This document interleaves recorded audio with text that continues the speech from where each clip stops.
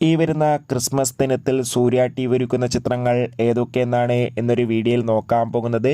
വീഡിയോയിലേക്ക് വരുമ്പോൾ video like ചെയ്യുക, ചാനൽ സബ്സ്ക്രൈബ് ചെയ്യാൻ വേണ്ടി ശ്രമിക്കുക.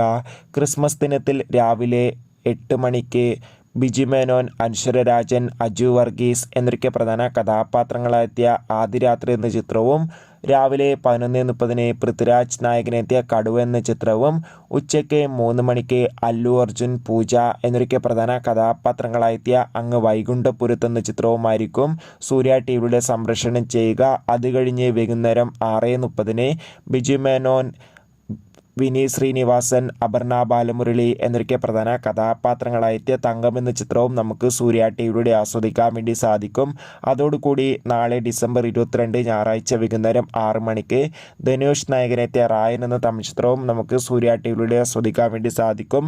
എന്തായാലും ചിത്രങ്ങളുടെ റിലീസിനായി നമുക്ക് കാത്തിരിക്കാം.